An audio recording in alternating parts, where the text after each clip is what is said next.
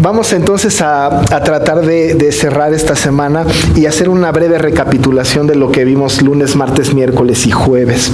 En realidad no vamos a dar muchos detalles porque normalmente el tiempo que tenemos para esta plática no es muy larga. Pero hemos revisado, de acuerdo al énfasis que la femenil tiene respecto del trabajo evangelístico, que es un propósito que tienen en este año. Hemos hablado de la familia, pero no hemos hablado de la familia desde otra plataforma, sino la necesidad del evangelio en la familia. Este es como el tema central, ¿no? Que haya el evangelismo, el evangelio en la familia. Evidentemente, cuando tenemos nosotros una familia cristiana, damos por sentado que el evangelio está en casa, ¿no? Pero hemos abordado desde diferentes perspectivas. Hemos hablado del evangelismo en la familia en términos generales. Hemos hablado del cónyuge, sea esposa o esposo incrédulo que vive en casa.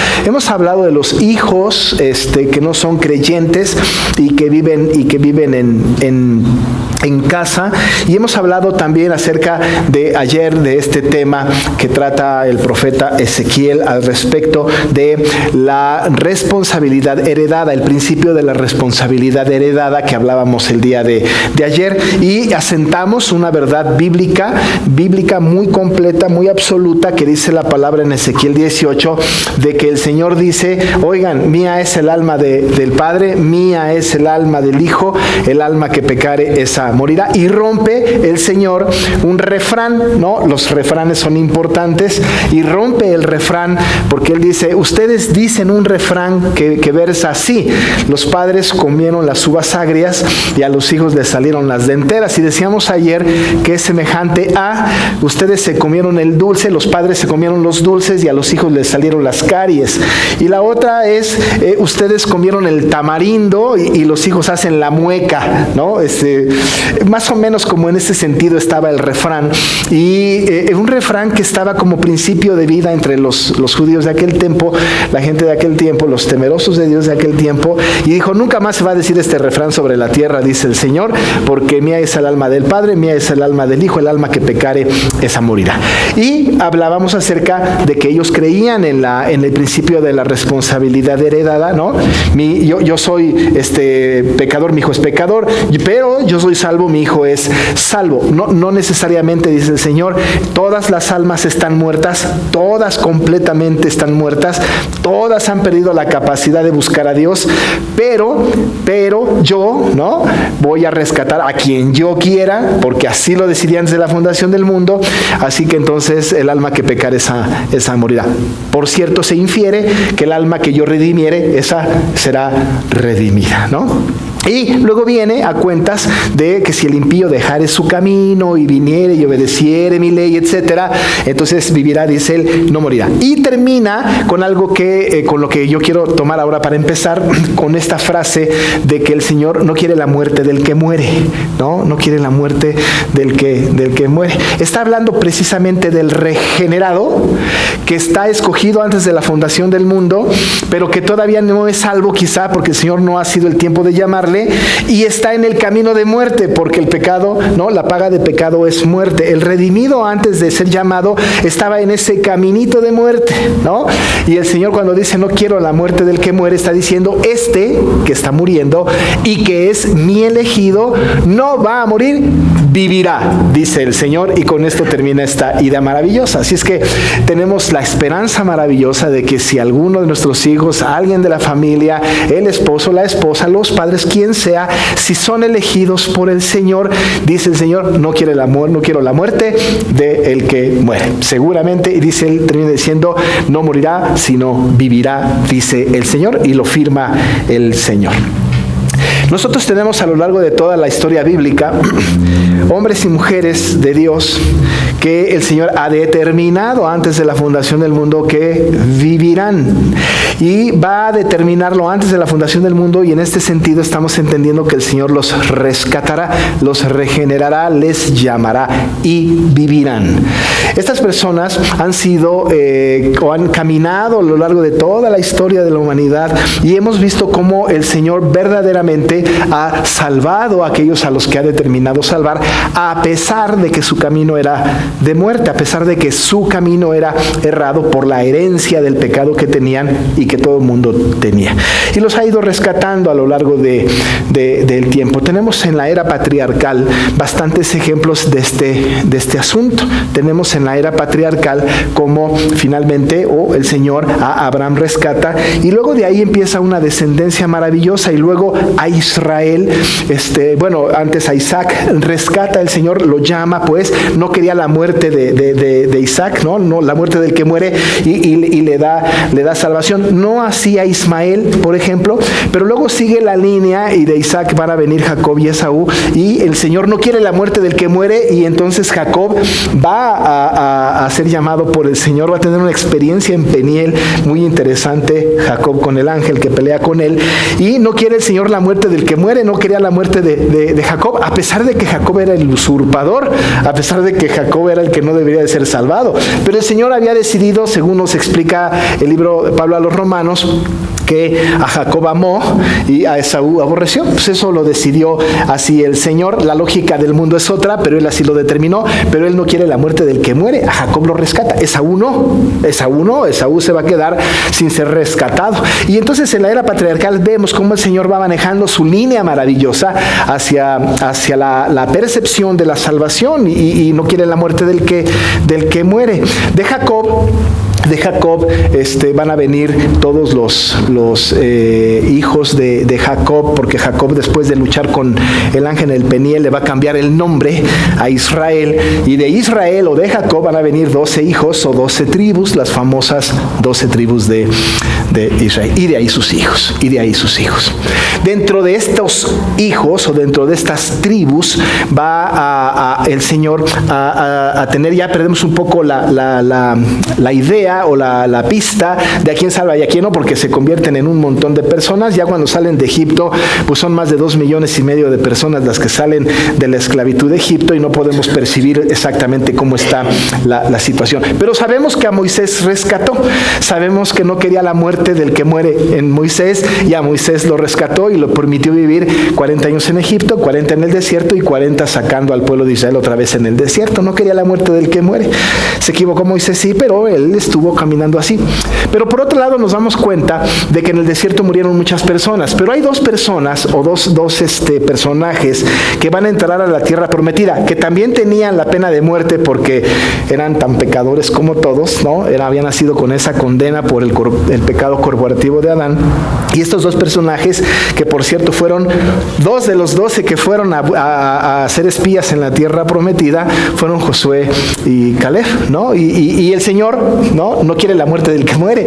Entonces Josué y Caleb pues van a vivir, ¿no? Y van a entrar entre muchos otros que quizá murieron en el desierto, pero van a entrar a la tierra prometida. Josué es un personaje maravilloso que entrará a la tierra prometida. Él será el responsable pues de introducir al pueblo. Recuerden que a Moisés le fue prohibido entrar a la tierra prometida por aquel pecado que cometió de cuando el pueblo le dijo que tenemos sed, y él dijo, os hemos de hacer salir agua de la peña, y se abrogó para sí el milagro, y el Señor le dijo, ¿sabes qué? No vas a entrar a la tierra prometida, pero la vas a ver de lejos. Y bueno, Josué se encarga, entrega a Moisés la estafeta, y Josué viene a introducir al pueblo y a darles tierra al pueblo en Canaán, la tierra prometida maravillosa. Toma posesión después de ciertos problemas, de ciertas luchas, de enfrentarse con los de Jericó, y entra pues a la tierra prometida, tan prometida. Y Josué va a ser un caudillo importante, y Josué pues es aquel que también tenía un destino de muerte, pero dice el Señor, no quiero la muerte del que muere. Y por supuesto Josué va a ser un hombre maravilloso que va a vivir por la fe en este Dios que ha prometido esto. Al final de su vida, porque no voy a contar toda la historia de Josué, pero al final de su vida, antes de morir, ¿no? El gran caudillo Josué va a tener un discurso de despedida para con el pueblo. Él sabía que iba a morir, él sabía que ya estaba su tiempo terminando, iba a tener un discurso de despedida. En ese discurso de despedida, hermoso discurso de despedida que acabamos de leer, no en su totalidad, pero que leímos una gran aparte de esto, él va a recordar lo que Dios hizo para con el pueblo, no solamente en el desierto, sino desde su padre Abraham, desde la era patriarcal, va a recordarles al pueblo las maravillas que Dios había hecho para con el pueblo. Tenemos que recordar que el pueblo es familia, ¿no? Los judíos, decimos, son los judíos, ¿no? Pero los judíos tienen un inicio familiar.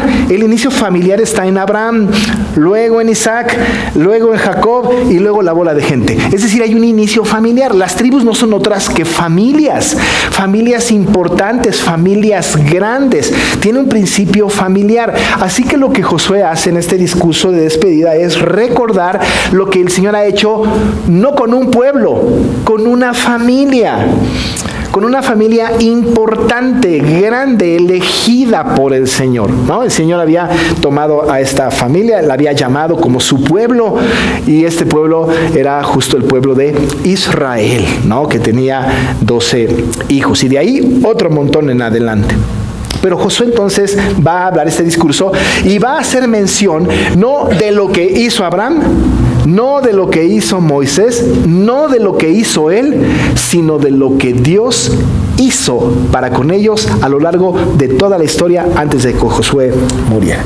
Si le damos una lectura detenida, que no lo vamos a hacer ahora con todo el detenimiento porque no tenemos tiempo, pero si lo hiciéramos, notaríamos que por lo menos 18 o 20 veces encontramos el primer, la expresión, ¿no? Como primera persona hablando Dios, diciendo cosas como yo tomé, yo le di, yo envié, yo herí, yo les saqué, yo les libré. Hablando Dios en primera persona, soy yo el que los libró, fui yo el quien les dirigí, fui yo quien les envié, fui yo incluso quien les herí, fui yo. Quiero que me vean a mí, y no solamente quiero que me vean a mí como el autor, sino que me adoren a mí por lo que hice yo.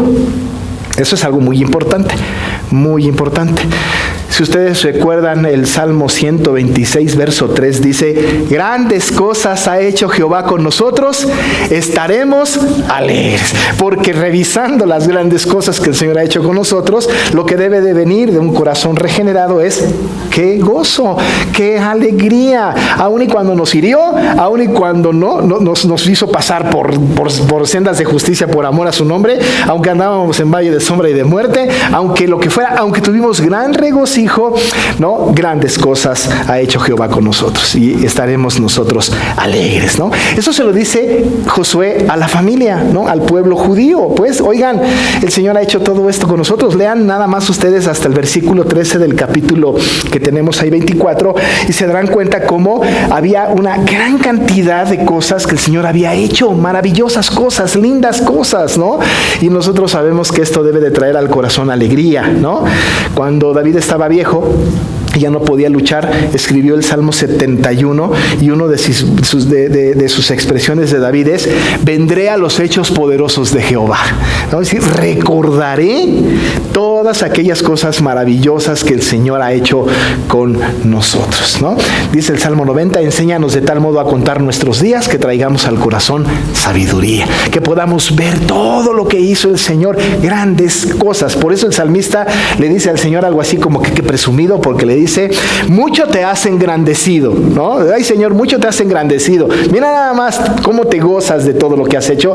Nosotros estamos alegres. Josué a la familia judía, la familia del pueblo le está diciendo entonces, miren, alégrense, miren todo lo que ha hecho el Señor. Cuando Josué, desde luego, inspirado por el Espíritu Santo, porque no puede ser de otra manera, va hablando de estas cosas, va a dirigir ahora la atención de la familia, del pueblo, pues, ¿no? Y lo sabemos porque él dice, sus padres adoraron, nuestros padres no sé qué, evidentemente está hablando de una familia. Entonces les va a decir a esta familia cómo deben conducirse y les va a decir exactamente cuál debe de ser su actitud, cuál su determinación y cuál su adoración. Y esto se aplica a la familia de hoy. Nosotros estamos hablando de la familia y somos conscientes que somos familia de Dios. Y por cierto, todos los cristianos somos familia, ¿no? Y si hay alguna duda, pues nada más pensemos por qué nos llamamos hermano. ¿no? Por si hubiera alguna duda, ¿no? Porque evidentemente somos familia y los familiares nos llamamos hermano, ¿no? Así que entonces somos una familia. Después de esta disertación maravillosa de todo lo que ha hecho el Señor para con la familia de Israel, le dice y empieza una idea nueva en el versículo 14, que es donde vamos a centrar la atención en esta tarde. Ahora pues, les dice Josué, ahora pues es dado o debido a todo lo que les acabo de decir, de aquellas maravillosas cosas que ha hecho el Señor con nosotros. Ahora pues que les he dicho todo lo maravilloso, grandioso, soberanamente el Señor ha hecho con nosotros. Ahora pues, percibiendo toda esta realidad, y quiero hacer énfasis en esto, hermanos, nosotros tenemos que revisar nuestro pasado, y al revisar nuestro pasado tenemos que ver a Dios en cada paso, que nos fue mal, que nos fue bien, que nos fue requete mal o que nos fue requete bien, debemos ver a Dios ahí. Usted dirá, cuando estaba yo en esta tragedia, ¿no estaba Dios conmigo? Créame que estaba Dios con usted, sin lugar a dudas. Tenemos que ver a Dios en nuestro pasado, porque nuestro presente no tendría sentido si Dios no lo vemos en el pasado, porque quien nos ha dirigido hasta ahora ha sido maravillosamente el Señor. A veces por caminos raros, ¿no es cierto? Pero sabemos que sus pensamientos no son nuestros pensamientos no son los suyos, y sus caminos tampoco son nuestros caminos, ni los nuestros los de Él, así que Él sabe, ¿no? Y está cumpliendo su propósito en nosotros. Así que ahora pues, dado todo lo que les he dicho y que han ustedes reflexionado sobre esto, dice Josué, y da 3 cosas como resultado de evaluar todo lo que el Señor ha hecho en la familia de los judíos. 3 cosas muy sencillas. Dado que ustedes evalúan todo su pasado y nada más que ven a Dios en esto, les dice entonces, teman a Jehová, ¿no? Lo primero que dice es, temed a Jehová. No es temer a Jehová a partir de hoy sin saber nada del pasado, no, es tomando en cuenta, porque ese ahora pues nos invita a reflexionar sobre el pasado, tomando cuenta todo, temed a Jehová, temed a Jehová. Todos nosotros que tenemos una familia, un nicho familiar cercano, ¿no? Y también como cuerpo, podemos recordar al Señor trabajando en nuestra vida. Lo podemos percibir con claridad. Cómo el Señor ha hecho las cosas tan lindas, tan maravillosas, a pesar de que las cosas no van como quisiéramos nosotros. Si nuestro destino fuera como nosotros quisiéramos, estaríamos perdidos o muertos. Gracias al Señor soberano que nos ha dirigido hasta este punto. Lo vemos y decimos, verdaderamente Jehová Dios ha hecho nuestro camino hasta este momento. Y por cierto, no lo ha terminado. Sigue trabajando en nuestra vida. Dice entonces Josué, teman a Jehová. Témale. Y témale tiene una implicación de créanle. Y témale tiene una implicación de obedézcanle. Y créanle o témanle tiene una implicación de hagan lo que les está pidiendo. Están comprobando que lo que él hace es bueno. Es correcto. Cuando hemos hablado del temor de Jehová, que es el principio de la sabiduría según el autor de Proverbios y de otros libros de la Biblia, ¿no? Cuando hablamos de la sabiduría decimos que el principio de la sabiduría es el temor a Jehová. Pero el temor a Jehová tiene que ver con que yo no voy a hacer nada que ofenda a Dios. No voy a ir en contra de lo que Dios me ordena. Cuando hago esto estoy teniendo temor de Jehová. No por el castigo que me puede venir, sino por la reverencia que le tengo de haber sido testigo de todo lo que es capaz el Señor de hacer. Hombre, si el Señor ha movido montañas, tengo temor, le reverencio, le amo, le obedezco, hago lo que Él me pide porque está comprobado que lo que dice lo hace. ¿De cuántas cosas no lo ha rescatado el Señor a ustedes, no? ¿De cuántas cosas no nos ha librado? Ha sido maravillosamente providente con nosotros, ¿no? Su longanimidad ha sido fantástica, ha sido paciente, ¿no? Y ha sido providente.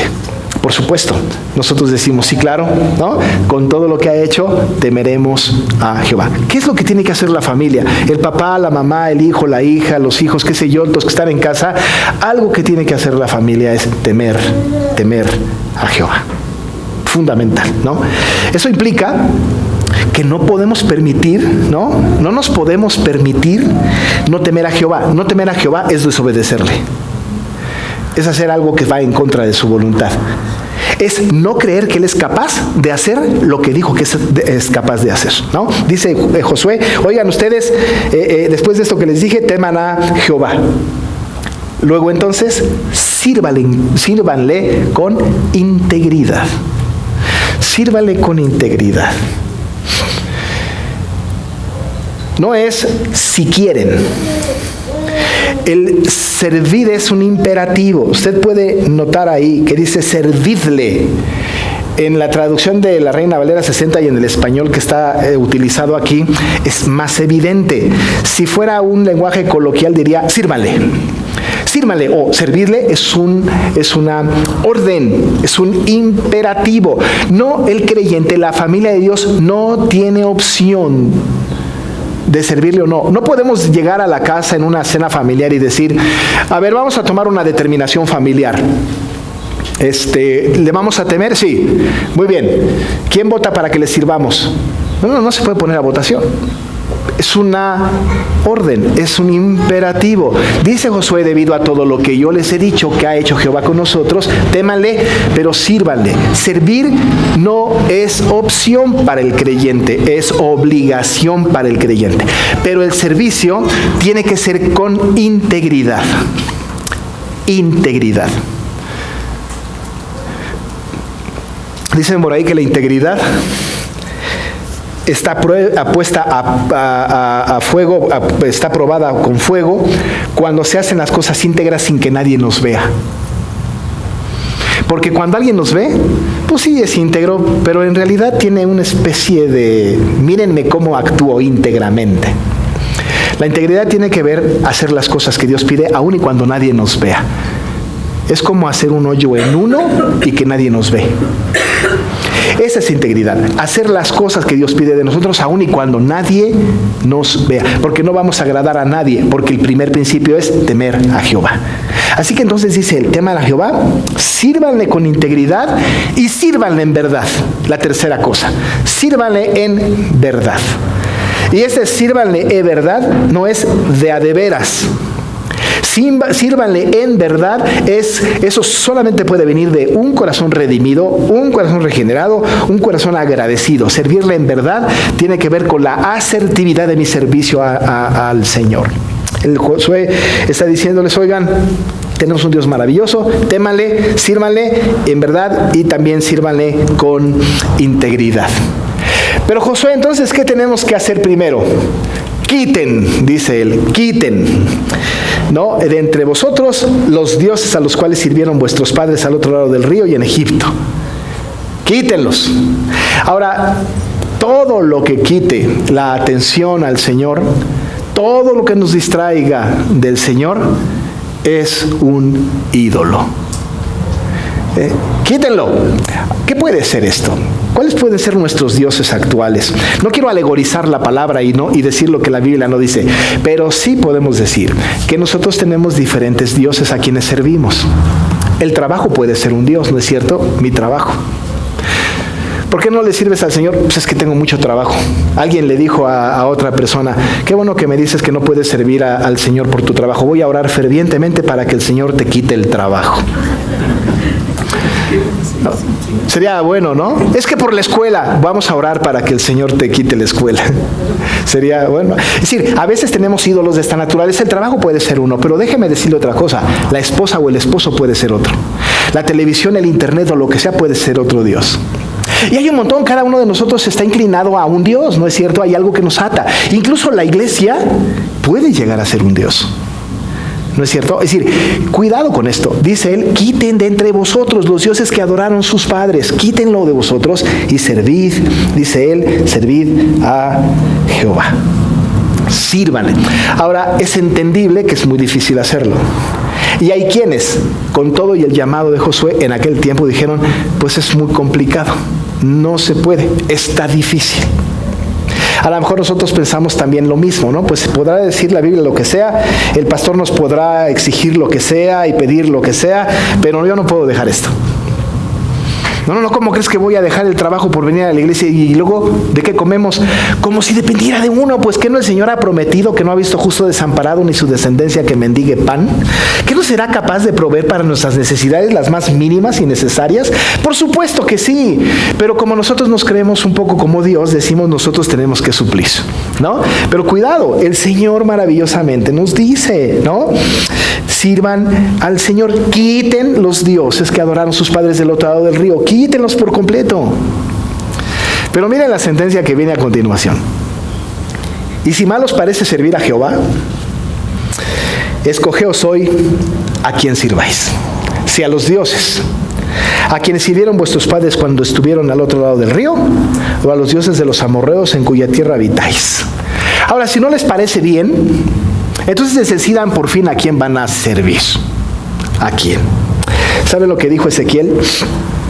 Dijo Ezequiel, y a vosotros, dijo Ezequiel, en Ezequiel 20:39, y a vosotros, oh casa de Israel, así ha dicho Jehová el Señor, andad cada uno tras sus ídolos, y servidles, si es que a mí no me obedecéis, pero no profanéis más mi santo nombre con vuestras ofrendas y con vuestros ídolos.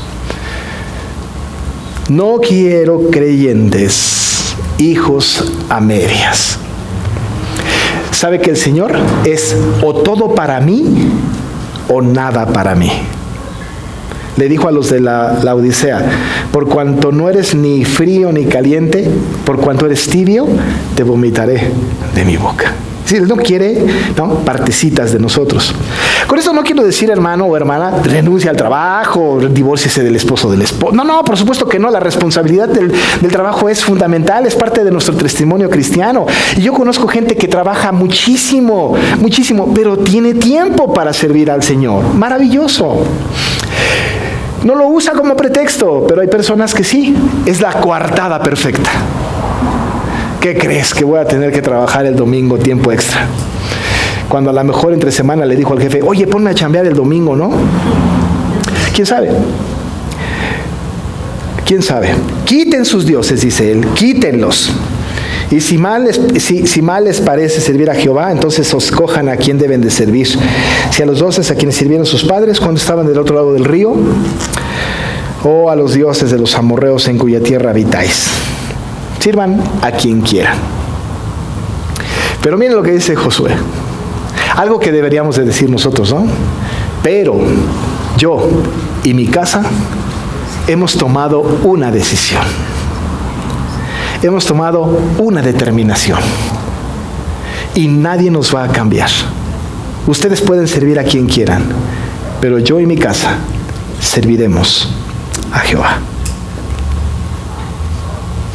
Hagan lo que quieran, dice Josué.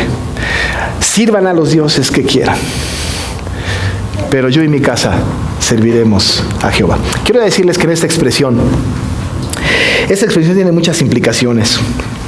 Una de las implicaciones que tiene es que Josué ha entendido el liderazgo espiritual que tiene para con su familia.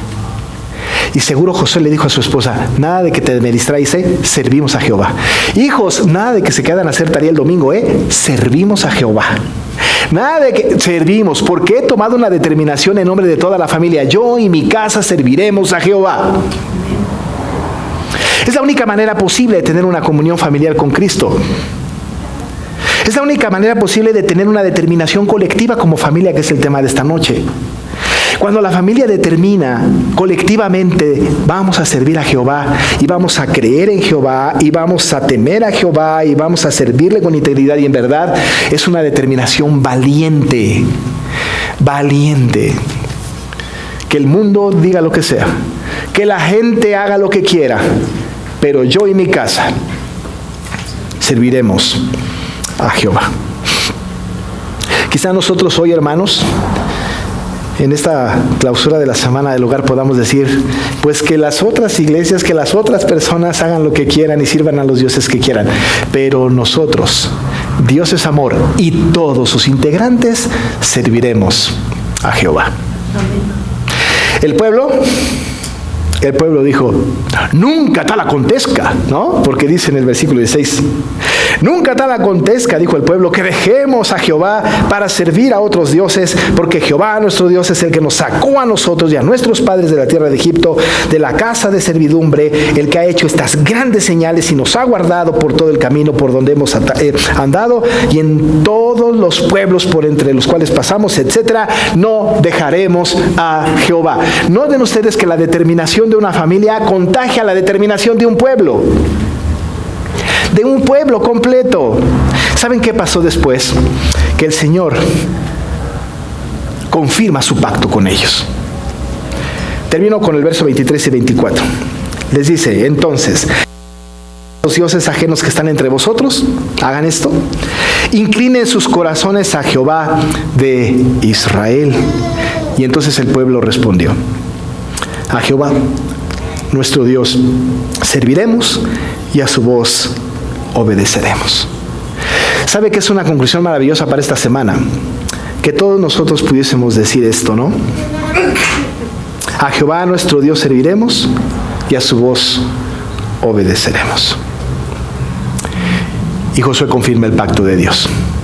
Y dice la palabra en el versículo 25, entonces Josué hizo pacto con el pueblo el mismo día y les dio estatutos y leyes en Siquem. Y escribió estas palabras en el libro de la ley de Dios, y tomando una gran piedra la levantó allí debajo de la encina que estaba junto al santuario de Jehová.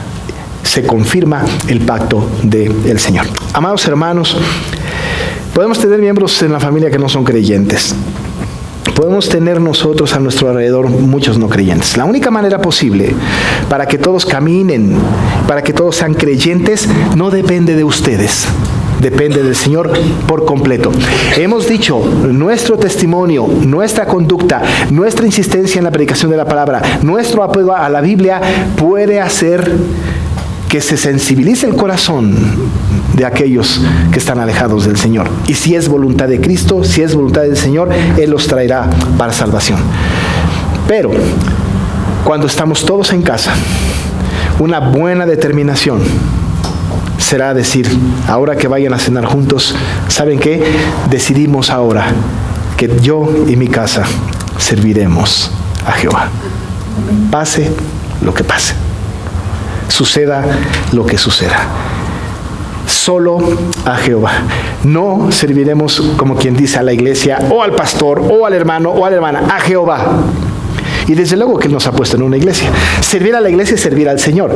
Pero servir con integridad, servir con verdad y temer a Jehová es resultado de haber evaluado la obra maravillosa y portentosa que el Señor ha hecho en nuestras vidas. Nuestra iglesia ha pasado por una gran cantidad de situaciones, tristes y alegres. Pero hemos de tomar una determinación, hermanos. Nosotros, los miembros de esta iglesia, serviremos a Jehová. Si alguien dice que no, pues decida a quién servir. Pero nosotros serviremos a Jehová. Vamos a orar. Padre, gracias porque vemos esta historia de Josué maravillosa y podemos ver cómo él recordó al pueblo todo lo que tú hiciste para con ellos. Qué cosa maravillosa. Cuidaste de la familia que escogiste y la llevaste, Señor, por estos áridos desiertos hasta el punto, Señor, que en Siquem Josué hace estas palabras recordando tus portentos y decirle al pueblo, temed a Jehová, servirle con integridad y con verdad. Dejen los dioses, los ídolos que adoraban los padres en el pasado del otro lado del río y servir a Jehová. Señor, nosotros nos hemos encontrado con esta pregunta, ¿a quién serviremos? Pero nuestra determinación después de haber analizado todo lo que has hecho por nosotros es que yo y mi casa serviremos a Jehová.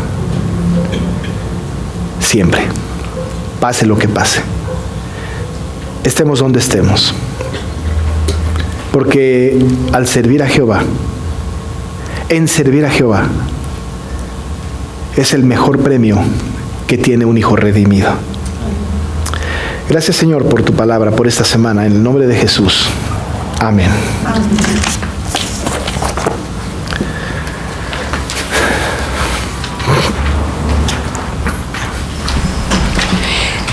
Hermanos, tienen la sesión de preguntas y respuestas. ¿Ya escribieron sus dudas, hermanos?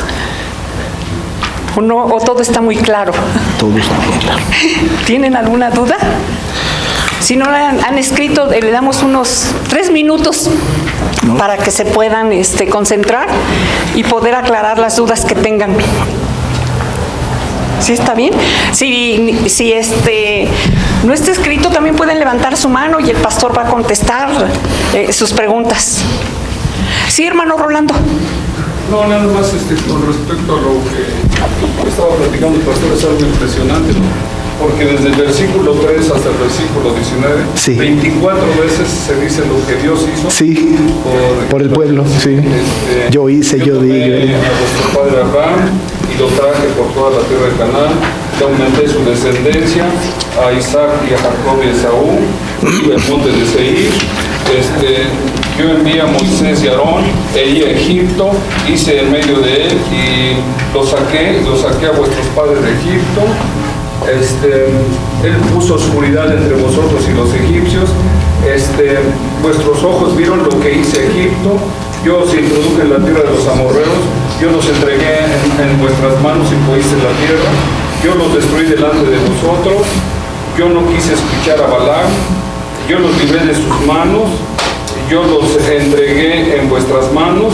Les envié delante de vosotros tábanos y los di por tierra a la cual, y os di la tierra por la cual no trabajasteis. Y luego dice, he hecho estas grandes señales y os he guardado por todo el camino en que hemos andado, y Jehová arrojó delante de vosotros a todos los pueblos. Todo lo hizo él. Entonces me pregunta, que le dice, decídete a quién vas. Pues sí, después de todo esto, ¿no? De todo lo que comprobadamente ha hecho el Señor, a ver, ¿no? Todo lo que ha hecho por nosotros, más de 18 veces, casi 20 y tantas veces, dice yo hice, yo herí, yo puse, yo saqué, sí, maravillosa cosa. Vamos a las preguntas. Una pregunta. Sí. Entiendo que el responsable de dirigir a la familia es el esposo. Sí. Pero si el esposo no toma el liderazgo espiritual, el Señor se lo tomará en cuenta.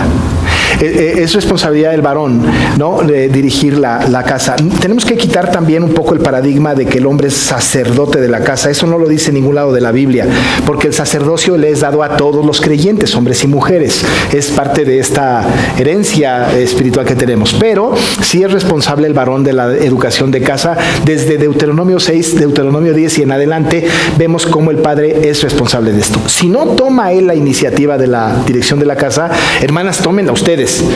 Tómela, pero el Señor juzgará al varón por esta ausencia de instrucción espiritual. Pero sí, es el varón el que tiene esta tarea. Muy bien, otra pregunta. ¿Cómo ve Dios a la familia que sirve a Jehová, pero en distintas iglesias? Ay, bueno, miren hermanos, hay que romper esto también. No hay distintas iglesias, la iglesia de Cristo es una. Y solo una. Las otras no son iglesias, ¿no? Ahora, si la familia está, bueno, que quizá los padres están en la iglesia presbiteriana y los hijos están en la otra presbiteriana de otra colonia, y alguno que otro está en la PIB satélite y alguno otro está en la de no sé dónde, pero están en el Señor, están reuniéndose en el Señor, están en la iglesia, la única. Entonces no hay ruptura, no hay división. A veces es porque por asuntos geográficos, ¿no? El hijo vive hasta no sé dónde y los papás hasta no sé dónde, pero créanme, cuando estamos sirviendo al Señor donde quiera, la iglesia es una, es el cuerpo de Cristo. A veces, y esto también se vale, ¿no? Algunos hijos dicen, he estado toda la vida en la misma iglesia de mis padres, voy a ir a otra iglesia, ¿no? Para tener una madurez especial. También se vale, ¿no? Mientras que no se salgan del nicho de la iglesia verdadera, se vale. Si encuentran una iglesia donde se predica el evangelio, donde se administran los sacramentos correctamente y donde hay fiel ejercicio de la disciplina, es la iglesia de Cristo, no importa. Muy bien. La pregunta que sigue es similar, pastor, dice, ¿existen diferentes formas de servir a Jehová? En varias iglesias lo hacen de formas distintas. Sí, el principio es servir a Jehová, ¿no? El principio es este. Y sí, diferentes iglesias hacen diferentes maneras. Por ejemplo, nosotros, dentro del campo presbiteriano, somos como los únicos que hacemos un formato de la semana del hogar así. Casi la mayoría de las iglesias presbiterianas tienen femeniles, ¿cómo se llama? El anuario, ¿no? Y está bien, cada quien, ¿no? Entonces no importa, ¿no? En realidad servimos de diferentes formas, pero servimos al mismo Dios, ¿no? Otra pregunta, pastor, dice, cuando una familia se separa, ¿siguen sirviendo a Jehová? A ver otra vez. Cuando una familia se separa, me imagino que hay divorcio o algo así, ¿no? No sé. Dice, ¿siguen sirviendo a Jehová? Si se separa una familia. Sí, es cuando una familia. No dice si un esposo o esposa o un matrimonio. Si la familia se separa, y sí, pues pueden servir a Jehová. Saben que conocemos hermanos que tienen a sus hijos fuera del país y están en otras iglesias sirviendo al Señor. Claro, se puede, sí, por supuesto. Sí. Muy bien. Sí. Otra pregunta. Si todo está controlado por Dios, sí, ¿los pecados del pasado fueron parte del plan de Dios para nuestra vida? Hubieran venido a la predicación cuando hablé del decreto eterno de Dios. Sí, están tomados en cuenta. No hay una sola cosa, hermanos, ni una molécula se mueve si no está en el estricto control de Dios. Decir que no estaba en el control de Dios el pecado que cometí en el pasado es decir que Dios no es soberano. Por supuesto que estaba en la mente de Dios. Claro que el Señor en su decreto eterno lo permitió. Incluso ha utilizado nuestro propio pecado para su propia gloria. Lo que nos importa es la gloria del Señor. Nosotros sufriremos la consecuencia de nuestro pecado. Pero aún en el pecado, el Señor, ¿no? El que cometemos, el Señor es glorificado. No por la desobediencia, sino por las consecuencias, ¿no? Es decir, puede ser que por el pecado de alguno de nosotros algo maravilloso esté sucediendo en la vida de otros. Yo lo repetí cuando hablé de José. El pecado de los hermanos de José es haber mentido a su padre, ¿no? Y haber vendido a su hermano. Pero por el pecado de los hermanos, el Señor se glorificó en la vida de José. Y por eso llegaron a Egipto los judíos. Así que sí, está en control del Señor absolutamente.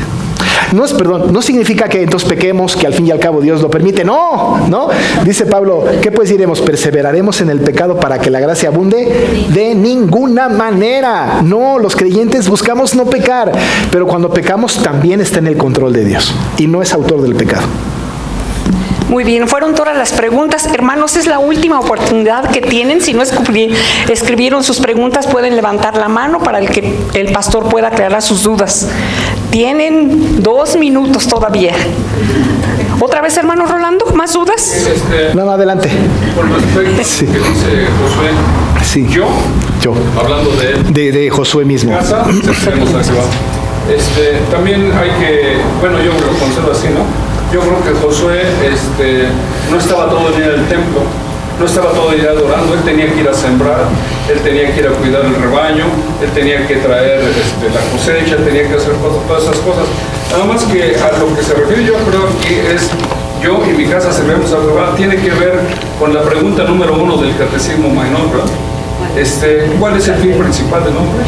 El glorificar a Dios en todo lo que haga, ya sea en el matrimonio, en el trabajo, en el deporte, en todo. Y dice 1 Corintios 10:31, si pues bebéis o coméis o hacéis otra cosa, hacedlo para la gloria de Dios. O sea, que es bueno venir a la iglesia, es una necesidad, pero podemos glorificar a Dios hasta en el trabajo. Debemos glorificar a Dios en la casa, podemos glorificar a Dios en el deporte, podemos glorificar a Dios en todo. Esa es la vida de aquel que dice yo y mi casa serviremos a Jehová. Así es, creo que ese es el punto. Gracias, hermano. Amén, hermano. Creo que es todo, pastor. Muy bien, muchas gracias, hermanos.